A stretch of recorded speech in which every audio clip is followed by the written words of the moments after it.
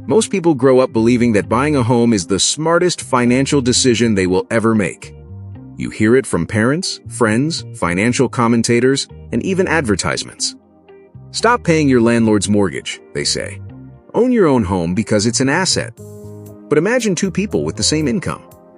One buys the biggest house the bank approves, while the other buys a smaller home and invests the difference every month. 30 years later, the person living in the less impressive house quietly ends up wealthier. How is that possible? The answer has very little to do with real estate itself and everything to do with a hidden definition of wealth that most people never question. By the end of this video, you'll understand why your home can become either your greatest financial tool or one of your biggest financial liabilities. And the difference comes down to psychology and one piece of math almost nobody talks about. The first hidden truth is that your brain naturally confuses ownership with wealth. The moment you receive the keys to your home, you feel richer because you own something valuable. Psychologists call this the Endowment Effect, where people automatically assign greater value to something simply because it belongs to them. That emotional attachment makes every renovation, furniture upgrade, and expensive remodel feel like an investment, even when many of those purchases never return their cost. Your house slowly becomes part of your identity, making objective financial decisions much harder than they appear. Social proof quietly reinforces this belief every day. You drive through neighborhoods filled with larger homes and beautifully landscaped gardens, and your brain interprets those images as evidence of financial success. Without realizing it, you begin measuring progress by square footage instead of financial freedom. The desire to fit in often encourages people to stretch their budgets beyond what truly serves them. They are not buying shelter anymore. They are buying status, comfort, and social approval, all wrapped inside a mortgage. Now consider the real math. Imagine you qualify for a $700,000 home with a 20% down payment. After accounting for mortgage interest, property taxes, insurance, maintenance, repairs, and occasional renovations, your annual housing costs become dramatically higher than the monthly mortgage payment alone suggests. Even if the house appreciates over time, many of those expenses never come back to you. They quietly disappear every single year. Now compare that with buying a comfortable $450,000 home instead. Your mortgage payment is lower, your taxes are lower, your maintenance costs are lower, and you invest the monthly savings of $1,000 into a diversified investment portfolio, earning an average annual return of 8%. Over 30 years, those monthly investments alone could grow to well over $1,400,000 through the power of compound growth. Meanwhile, the owner of the larger house may have built home equity, but much of their monthly cash flow has been locked inside an asset that produces no income while continuously demanding more money. This reveals something most people never notice. Your primary residence usually generates expenses before it generates income. Every month it asks for mortgage payments, insurance premiums, maintenance, repairs, utilities, and taxes. It protects your family, provides stability, and can certainly appreciate over time. But until it consistently puts money into your pocket, it behaves differently from assets that produce cash flow. The hidden question is not whether your house gains value. The real question is whether it strengthens or weakens your overall financial position. Another psychological trap appears once home values begin rising. This is called the wealth effect. When people see their home's estimated value increase, they feel wealthier despite having no additional cash available. That feeling often encourages larger vacations, luxury purchases, or borrowing against home equity because the numbers on paper suggest growing prosperity. Yet paper wealth cannot pay bills unless you sell the home or borrow against it, both of which introduce new trade-offs that many people underestimate.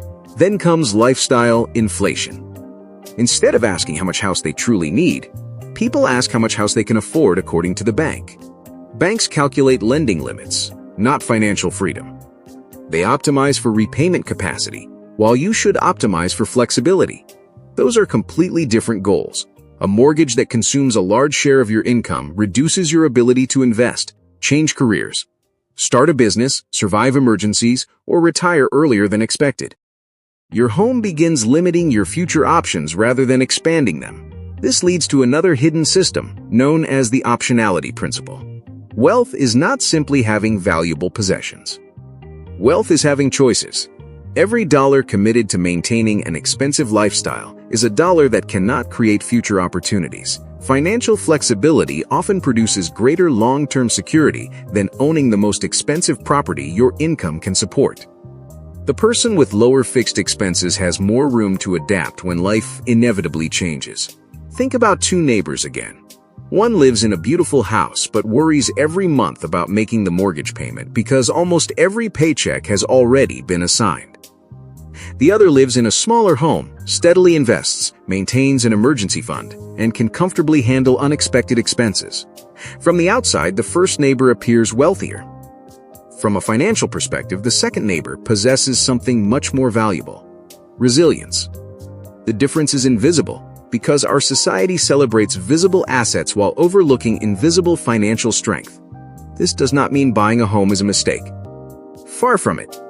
A home provides stability, emotional security, and protection from rising rents. It can become a meaningful part of building wealth over decades. The mistake is believing that every dollar tied up in a larger house automatically makes you richer. Housing is both a lifestyle decision and a financial decision, and confusing those two categories often leads people into unnecessary financial pressure. So how do you escape this trap? Start by viewing your home as one part of your financial system instead of the entire system. Buy a house that comfortably supports your life rather than one that stretches every paycheck. Protect your monthly cash flow because cash flow creates options. Invest consistently outside your home so your wealth grows from multiple sources instead of depending on a single property. Most importantly, evaluate every housing decision by asking one simple question: will this increase my future freedom or reduce it? When you stop chasing the biggest house and start building the strongest financial foundation, something surprising happens. Your investments compound faster, your stress decreases, your opportunities increase, and your financial life becomes more resilient against uncertainty. That is a form of wealth that cannot be measured by curb appeal alone. Remember the two people from the beginning of this video. One spent decades building the appearance of wealth. The other quietly built the flexibility that creates real wealth. Both owned homes, but only one understood the hidden difference between a place to live and a strategy for building financial freedom. Your home is not automatically an asset or automatically a liability.